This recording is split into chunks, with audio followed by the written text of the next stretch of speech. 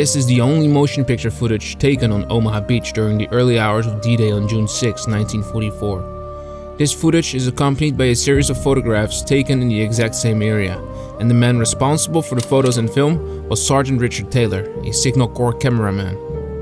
But besides filming on the deadliest beach of all of D-Day, what if I tell you that he was wounded in the arm while filming the events that morning? And yet he continued to film until he could be evacuated. Now in this video we're going to Normandy to discover his story, we're going to show you where the footage was taken, and we're going to stand on the exact same location to take some then and now photographs. But before we go to Normandy, I want to take a moment to thank our sponsor, MyHeritage, for sponsoring this video. MyHeritage is the #1 family history service, and I think that is really important because your family and its history are a huge part of who you are as a person. We decided to collaborate with MyHeritage because they are linked to more than 19 billion historical documents that help us when we research World War II veterans for our videos and can help you to learn more about your family history. With MyHeritage, you can easily create and manage your family tree, which is so much fun. And even more exciting is the Instant Discoveries feature that allows you to add an entire branch to your tree with the click of a button. Because MyHeritage is linked to billions of documents and other family trees, the Instant Discoveries feature tries to match this information to your family tree. This is how I found information about my family from the 1700s, such as where my 7 times great-grandfather was from. MyHeritage can also repair, colorize, enhance, and even animate old family photos like I did myself here. Sign up today by clicking the link in the description for a 14-day free trial and enjoy all the amazing features MyHeritage has to offer. And if you decide to continue your subscription, you get a 50% discount. Now let's continue our journey to Normandy. Alright, it's 1944 and you plan to execute Operation Overlord, the invasion of German-occupied Western Europe during World War II and designed to bring total defeat to Germany. The assault phase, known as Operation Neptune, would land Allied troops in Normandy by air and sea and would become the largest seaborne invasion in the history of warfare. There's no way that you don't want this to be filmed or photographed for tactical, historical, and publicity purposes. In order to control the photo coverage as best as possible, the US Armed Forces had specific teams of military personnel within their branches trained to take film and photographs in various situations. They would go into combat operations and cover the events where civilian journalists either wouldn't or couldn't go. For the Army, these were the so-called signal photographic companies within the US Signal Corps. Furthermore, handheld cameras at that time, such as the Leica or 35mm IMO, allowed photographers to operate the camera by themselves.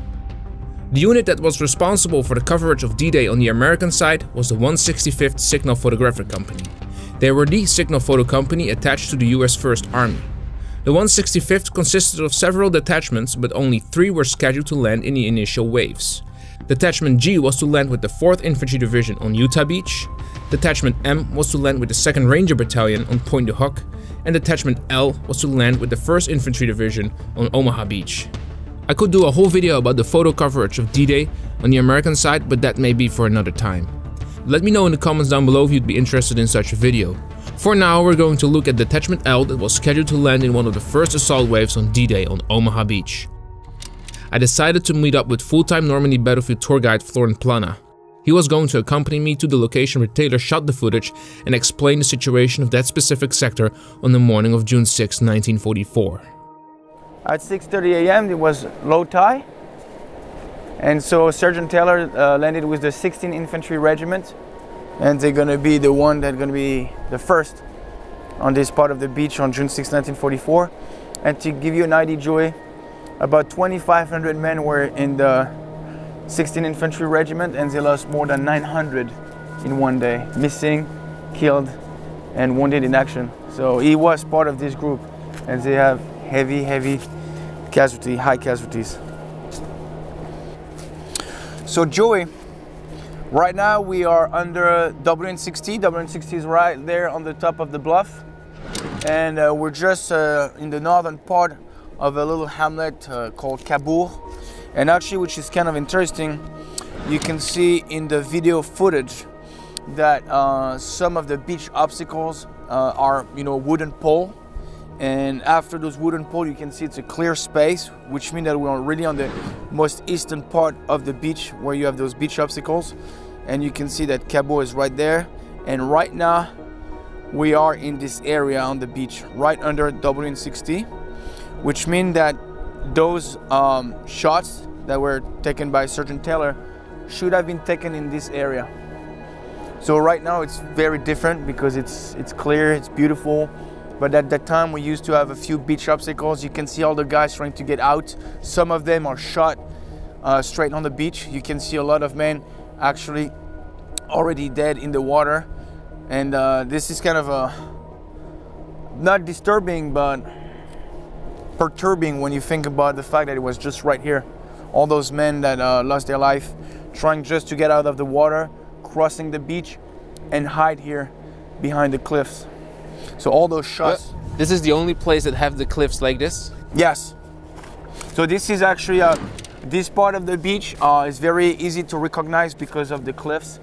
That's the only area where we have like those cliffs were approximately like in feet. I don't know how you say that in feet, but it's probably 3-4 meters high. Obviously the cliffs are not exactly the same anymore as in the erosion. 1944 I mean, because of the erosion. Yeah, so the cliffs per se are not exactly the same because of the erosion, but you know, when you're looking at those pictures, you can clearly see that it was taken right here, just under a WN60. And the guys, after landing on the beach, you're trying to take cover. You can see Navy personnel, you can see 1st Infantry Division, and which is very interesting, you can see members of the 29th Infantry Division were supposed to land on the western sector of Ohama Beach. So it's a total mess, total chaos, and some guys are just trying to find protection right there behind those cliffs. And we have the most iconic, actually, pictures that we have. On D-Day itself, Detachment L consisted of only 8 men and their commander, Lieutenant Martin C. Grossfeld. In total, 4 men of Detachment L were scheduled to land with the division on Omaha Beach. First, 2 would land with the 16th Infantry Regiment at H+50. H hour was 6:30 a.m., so this would have been 50 minutes later. Another group of 2 men would land with the division headquarters at H+110. However, the morning reports of the detachment mentioned that 1 officer and 1 enlisted man landed on the coast of Normandy as part of the forward echelon at 8:30 a.m. We know that Sergeant Taylor was probably one of them, which makes us think that the officer in question could be Lieutenant Martin C. Grossfeld. However, we talked to Taylor's family and they were only aware of Captain Wall's presence. We do know that Captain Herman V. Wall, commander of the 165th Signal Photo Company, landed on Omaha Beach that morning. However, he was the company commander and not part of the detachment. Captain Wall took several photographs on Easy Red and was wounded by a shell shortly after, resulting in the loss of his leg. Unfortunately, we do not know which other men of the detachment landed that morning. Besides the morning reports, all other archive material of the 165th Signal Photo Company is not to be found at the US National Archives. No one really knows where they are, which is quite remarkable for a unit that supported the US First Army during World War II. And to top it all off, the footage that Taylor shot on D-Day is the only footage made by the detachment that has surfaced after World War II. It's kind of crazy to walk in his footsteps, right? Yeah. It's so peaceful today. Yeah, hard to believe that happened right here.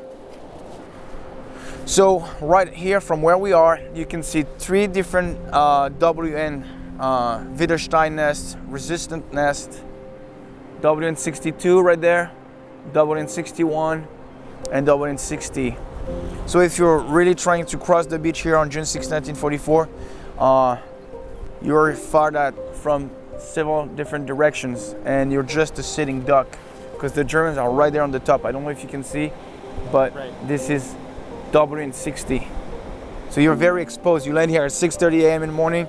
You try to get out of the beach and you actually cross that beach. You have 300 yards of beach and the only place where you can hide is behind that cliff. So if Taylor landed here, he would receive fire from the top there? Yeah. And from the fire maybe over there? Yeah, absolutely. Both direction, from there and from there. But I presume, honestly, most of the fire was coming from the WN60 because we're right in front of it. So when we have the scene where the guys are being shot at, yeah, they are getting probably fire from the top. That's my belief, and if it's not that one, that can be a little bit more on the west because, as we said, they're WN61 and 62. Yeah. But like we can see, you see, there are people on the top right there. Yeah. You see them? Yep. This is where we have trenches actually looking down toward Fox Red sector. So this is actually where the Germans were, right there on Dublin 60. So it gives us a good idea of where they were. We headed back to the cliffs where Taylor shot his film. Even though most archive material of the 165th was lost, we found an interesting account in a Signal Corps publication regarding all photography surrounding the invasion of Normandy. It contained a small paragraph about Richard Taylor. And it says, United States Signal Corps photographer Sergeant Taylor stepped off the boat into a Normandy minefield in 3 feet of water at each hour, and 30 seconds later shrapnel wounded him in the upper left arm. Sergeant Taylor stumbled but managed to keep the camera above water as machine gun bullets sprayed him with water and sand. As doughboys dropped around him, some dead, others hurt, he filmed it all. Wading to the beach, he shot 100 feet of film of our advancing troops. He returned to the hospital in England to have his wound attended and brought one of the first combat films of the assault of the fortress of Europe. His were the first motion picture to arrive in the United States, age plus 64 hours. In the caption sheets that were received with the film from Sergeant Taylor, he doesn't mention his injuries. All he says is in naive, several scenes are missing because of difficulties with snipers and machine gunners. Sergeant Taylor voluntarily enlisted in the US Army in 1942. He was already working as a photographer for a studio in New York. For his actions on D-Day, Sergeant Taylor was awarded the Silver Star. He was photographed in a hospital in England on June 9th. Still holding his camera, he was talking to a paratrooper that was also wounded in France. 2 days later, he wrote a letter back home to his parents. Hope you were not worried because I haven't written recently. I was very busy, also confined, due to opening of the second front. I am fine and am resting in a clean hospital, getting the best to eat and drink. I'm also attended by good doctors and charming nurses from the States. I got a slight wound in the left arm on the morning of D-Day in France. There's nothing to worry about really, Dad, as my arm will be the same as before in another week or 2. Managed to get some good photos, so I was told before leaving France. In the hospital he turned over the film that he shot on D-Day. He had 3 cans, each containing approximately 100 feet of 35mm exposed film of the operations, another reel of 100 feet exposed 35mm film, and 2 rolls of exposed film containing stills from his Kodak 35. His D-Day film and photographs became one of the most iconic ones that covered D-Day, for his film is the only to show combat infantry on Omaha Beach on June 6, 1944. Over the years, people have tried to identify some of these men that appeared in the photographs. The man in the foreground was supposedly identified as Nicholas A. Fina of Company I of the 16th Infantry Regiment. Unfortunately, Taylor never wrote down the identity of the men that appeared in the photographs. We also believe that the reason for that is that some of the photographs are still images from the original film roll that contained this footage, because all photographs have the same reference number to the negative. And some photographs are identical to the motion picture footage that Taylor shot.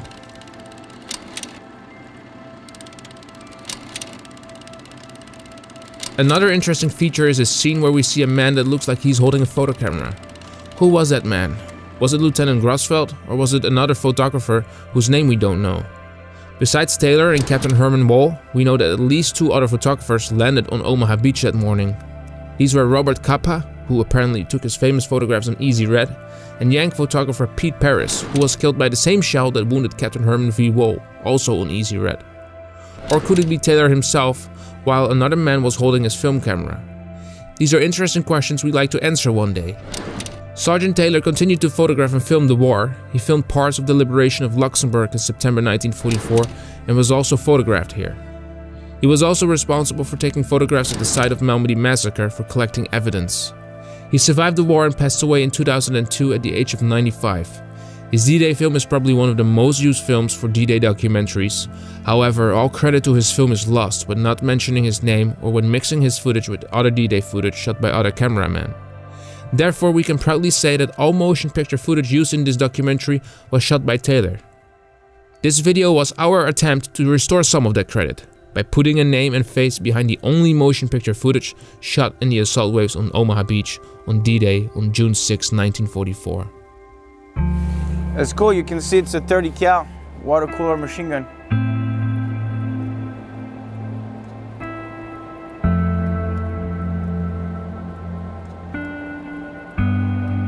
They're carrying the MO here.